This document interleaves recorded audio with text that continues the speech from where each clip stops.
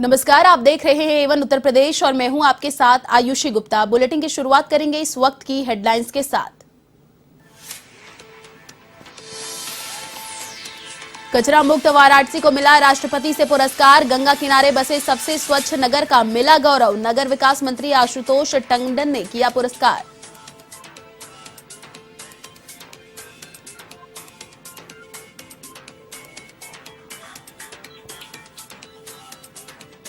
लखनऊ में DGIG conference का दूसरा दिन। प्रधानमंत्री मोदी ने की कॉन्फ्रेंस में शिरकत। साइबर क्राइम, नारकोटिक्स और सीमा प्रबंधन पर हो रहा मंथन।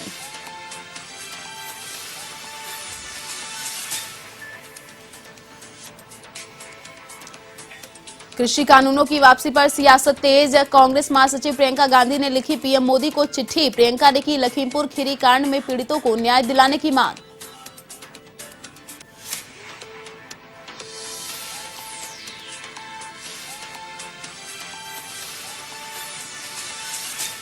यूपी के बुलंदशहर में दिव्यांग व्यक्ति की हत्या के मामले में बड़ी कार्रवाई। हल्का प्रभारी कुलदीप सिंह और बीट का सिपाही निलंबित। प्रेमिका के परिजनों ने की थी प्रेमी के दिव्यांग पिता की दिन दहाड़े हत्या।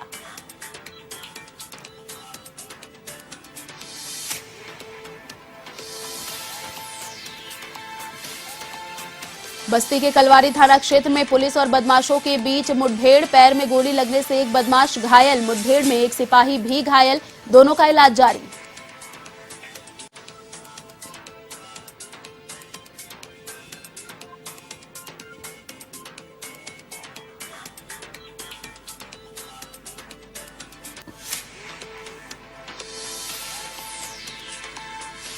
और अब खबरें विस्तार से। वित्तीय वर्ष 2020-21 में वाराणसी में नगर निगम ने कचरा प्रबंधन की दिशा में उल्लेखनीय प्रदर्शन किया है। इसके लिए नई दिल्ली स्थित विज्ञान भवन में राष्ट्रपति रामनाथ कोविंद ने वाराणसी को पुरस्कृत किया।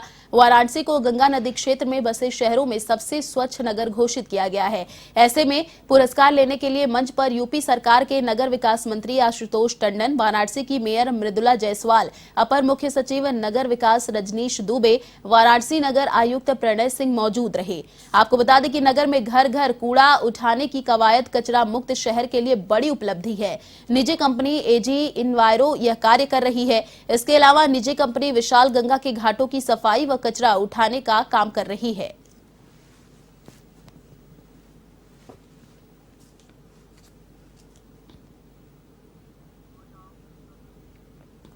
उत्तर प्रदेश की राजधानी लखनऊ के 3 दिवसीय दौरे पर आए प्रधानमंत्री नरेंद्र मोदी देश की आंतरिक सुरक्षा पर केंद्रीय 56वें अखिल भारतीय पुलिस महानिदेशक और महानिरीक्षक सम्मेलन में हिस्सा लेने के लिए पुलिस मुख्यालय पहुंचे। पीएम मोदी के अलावा गृह मंत्री और दोनों गृह राज्य मंत्री कॉन्फ्रेंस में मौजूद हैं। यूपी में पहली बार आयोजित हो रहे इस सम्मेलन में नक्सलवाद, आतंकवाद और माफिया तत्वों पर प्रभावी अंकुश लगाने के उपायों पर चर्चा हो रही है। पीएम नरेंद्र मोदी उत्तर प्रदेश पुलिस मुख्यालय में केंद्रीय गृह मंत्री अमित शाह व राष्ट्रीय सुरक्षा सलाहकार अजीत डोभाल की मौजूदगी में आंतरिक सुरक्षा के खतरे से लेकर आतंकवाद पर अंकुश के मुद्दे पर विचार विमर्श कर रहे हैं। डीजीपी सम्मेलन में प्रधानमंत्री के सामने कई प्रस्तुतिकरण हो रहे हैं। इसमें राज्यों में आधुनिक पुलिसिंग के लिए उठाए गए कदमों की भी जानकारी दी जा रही है।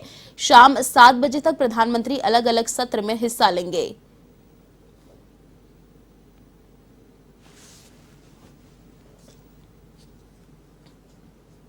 कृषि कानूनों की वापसी पर सियासत जारी है। कांग्रेस महासचिव प्रियंका गांधी ने एक तरफ केंद्र सरकार के फैसले का स्वागत किया है, वहीं दूसरी ओर पीएम मोदी को चिट्ठी लिखकर लखीमपुर खीरी कांड में पीड़ितों को न्याय दिलाने की मांग की है।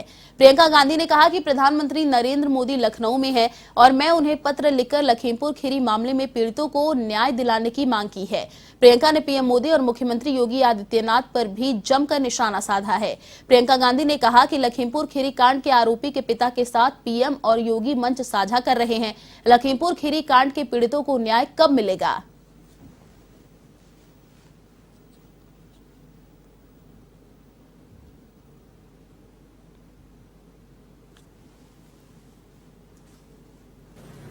कल देशवासियों को संबोधित करते हुए आपने कहा कि सच्चे मन और पवित्र हृदय से किसानों के हित को देखते हुए कृषि कानूनों को वापस लेने का अभूतपूर्व निर्णय लिया गया है। आपने यह भी कहा कि देश के किसानों के प्रति आप नेक नियत रखते हैं। यदि ये सत्य है तो लखीमपुर किसान नरसंहार मामले में पीड़ितों को न्याय दिलवाना भी आपके लिए सर्वोपरि होना चाहिए। लेकिन केंद्र गृह राज्य मंत्री श्री अजय मिश्रा टेनी अभी भी आपके मंत्रिमंडल में अपने पद पर बने रहे हैं। यदि आप इस कॉन्फ्रेंस में आरोपी के पिता के साथ मंच साझा करते हैं तो पीड़ित परिवारों को स्पष्ट संदेश जाएगा कि आप अभी भी कातिलों का संरक्षण करने वालों के साथ खड़े हैं। यह किसान सत्याग्रह में शहीद 700 से अधिक किसानों का घोर अपमान होगा। अगर देश के किसानों के प्रति आपकी नीयत सचमुच साफ है तो आज अपने केंद्र गृह राज्य मंत्री के साथ मंच पर विराजमान मत होइए, उनको बर्खास्त कीजिए। देश भर में किसानों पर हुए मुकदमों को वापस लीजिए और सभी शहीद किसानों के परिवारों को आर्थिक अनुदान दीजिए। खबर यूपी के बस्ती से है, जहां सिद्धार्थनगर में हो रहे कपिलवस्तु महोत्सव में शामिल होने जा रहे केंद्रीय राज्य मंत्री जनरल वीके सिंह ने कृषि कानून वापसी पर अपना पक्ष रखा। उन्होंने कहा कि हमारी सरकार ने किसानों के हितों के लिए तमाम कार्य किए हैं। अगर किसी सरकार ने किसानों को खुशहाल देखने का काम किया है तो वह हमारी सरकार है। जनरल वीके सिंह ने कहा कि कृषि कानून किसानों के फायदे के लिए थे, विशेषकर छोटे किसानों के लिए। वहीं ओवैसी की ओर से सीएए के वापसी के बयान पर पलटवार करते हुए जनरल वीके सिंह ने कहा कि ओवैसी साहब खेती नहीं करते, जो खेती नहीं करता वह खेती समझता भी नहीं।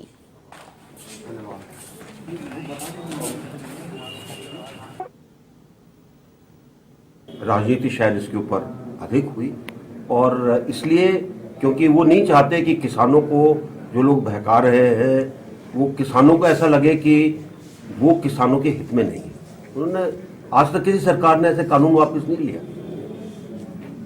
लेकिन ये माननीय नरेंद्र मोदी जी की सरकार है, मोदी जी है जिन्होंने कहा कि ठीक है, अगर आप इस कानून को नहीं समझ रहे हो, इसका फायदा नहीं समझ रहे हो तो वापस।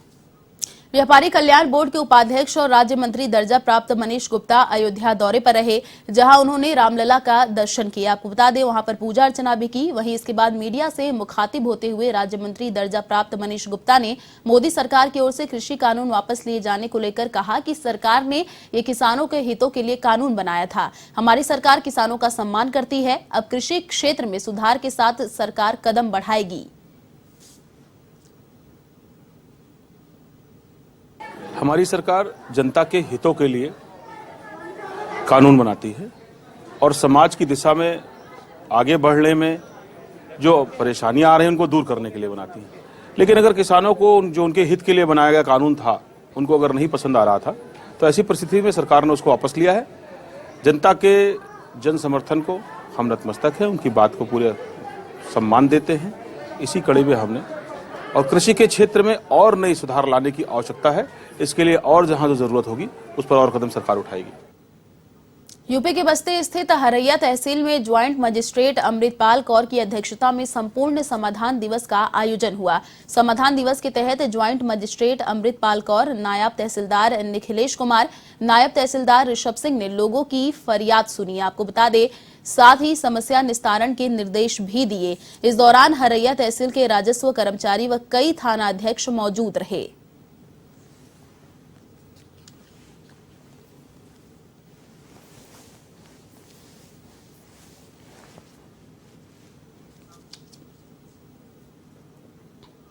यूपी के अयोध्या में तपस्वी छावनी के संत परमहंस दास ने प्रदेश की योगी सरकार से शहीद राम भक्तों के परिवार के लिए 1 करोड़ रुपए और नौकरी की मांग की है। परमहंस दास ने कहा है कि अयोध्या में भव्य राम मंदिर का निर्माण हो रहा है, इसके लिए केंद्र और प्रदेश सरकार बधाई की पात्र है। लेकिन मंदिर निर्माण की सबसे बड़ी भूमिका उन राम भक्तों की थी जो राम मंदिर आंदोलन में शहीद हो गए। उनका परिवार परेशानियों का सामना कर रहा है। ऐसे राम भक्तों को प्रदेश सरकार 1 करोड़ रुपए और नौकरी दी। आपको बता दें जिससे उन शहीद राम भक्तों का परिवार अपना जीवन यापन कर रहा है।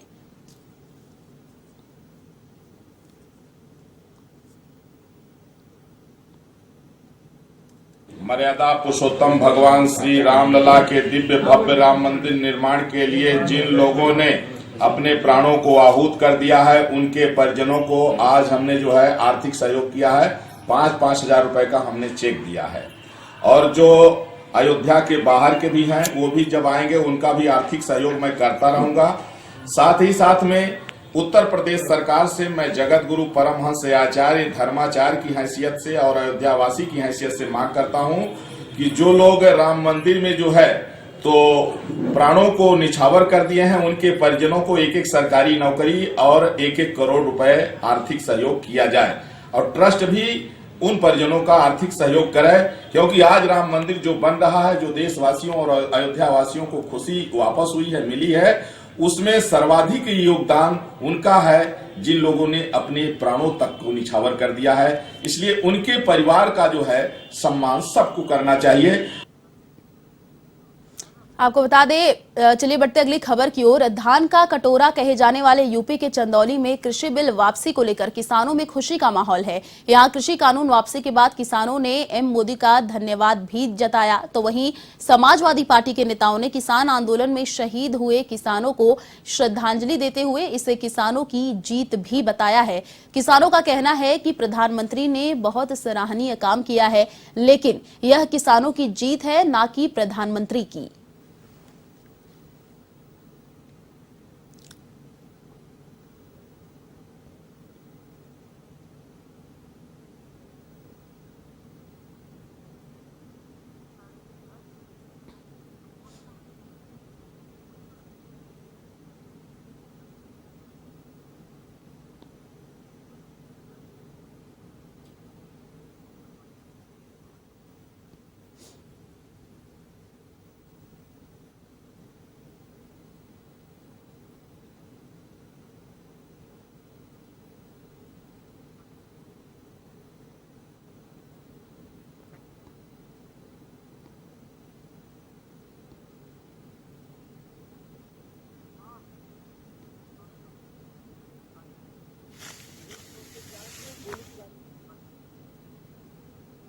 हुआ है जो वार्ता में हम भी न्यूज के माध्यम से आप लोगों के माध्यम से सुने हैं, लेकिन इसको हिंदुस्तान की पार्लियामेंट में उस पटल पे जब तक उस बिल की वापसी न हो जाए, मैं प्रधानमंत्री जी की बातों पे या भारतीय जनता पार्टी के बातों पे विश्वास और भरोसा नहीं हो रहा है। लेकिन अगर मोदी ने जो कृषि बिल वापस किया है वो तो बहुत बधाई के पात्र है और साथ में ये जीत जो है पूरे देश के किसानों की जीत मानी जाएगी। काफी लंबे समय के आंदोलन के बाद जो मोदी जी ने काम किया है तो सराहनीय होगा। देखिए, प्रधानमंत्री जी ने बहुत ही सराहनीय काम किया है, लेकिन ये किसानों की जीत है, ना कि प्रधानमंत्री की। लखनऊ में सीएम सुरक्षा में तैनात पुलिसकर्मी ने सुसाइड किया। आपको बता दें, पुलिसकर्मी तेज कुमार सिंह ने खुद को गोली मारी है। तेज कुमार सिंह के सुसाइड में पुलिस प्रशासन में हड़कंप मचा हुआ है। महानगर थाना क्षेत्र में अपने आवास पर सुसाइड किया। मामले की जांच में पुलिस जुट चुकी है। तो तेज कुमार सिंह के सुसाइड से पुलिस प्रशासन में हड़कंप मचा हुआ है। आपको बता दें, मामले की जांच में पुलिस जुट चुकी है।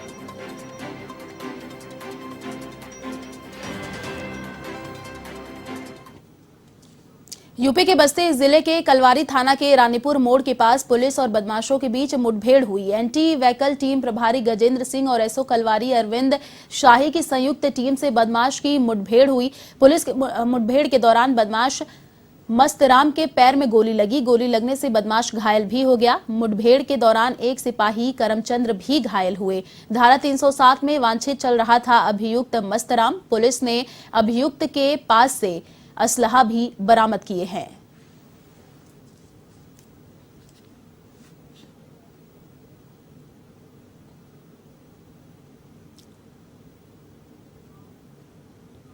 यूपी के बुलंदशहर से बड़ी खबर आपको बता दें, प्रेमिका के भाई की ओर से प्रेमी के दिव्यांग पिता की हत्या के मामले में कार्रवाई हुई है। एसएसपी संतोष कुमार सिंह ने ये बड़ी कार्रवाई की है। हल्का प्रभारी कुलदीप सिंह और बीट के सिपाही को निलंबित किया गया। प्रेमिका के परिजनों ने की थी प्रेमी के दिव्यांग पिता की दिन दहाड़े हत्या। हत्या का आरोपी अभी तक फरार चल रहा है। मामले की जांच में जुटी गुलावठी पुलिस। आपको बता दें,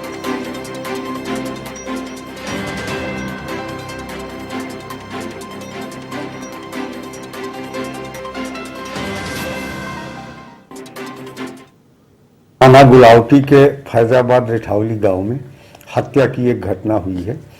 इसमें मृतक के बेटे के द्वारा जून माह में अभियुक्त की बहन के साथ प्रेम विवाह कर लिया गया था भाग करके, और माननीय न्यायालय के आदेश के आधार पर उसका अदालत में 164 का बयान हुआ। चूँकि जो लड़की थी वो बालिग थी और उसने लड़के के साथ जाने की बात कही, तो न्यायालय के आदेश पर लड़का और लड़की दोनों एक साथ चले गए थे और इस जनपद से बाहर कहीं निवास कर रहे हैं। उसी बात को लेकर के जो लड़की थी उसके भाई के द्वारा जो लड़का जिसके साथ लड़की गई थी उसके पिता की गोली मारकर हत्या कर दी। यूपी के बस्ती में पुलिस की बड़ी कार्रवाई। आपको बता दें, एसीपी आशीष श्रीवास्तव के निर्देश पर यह कार्रवाई हुई है। पुलिस ने शातिर वाहन चोर मोहन गौतम को गिरफ्तार किया है। आरोपी से चोरी की 2 बाइक, 1 तमंचा, 1 जिंदा कारतूस बरामद किया गया। मुर्धवा घाट ग्राम समौडा कला के पास मुठभेड़ के बाद गिरफ्तार किया।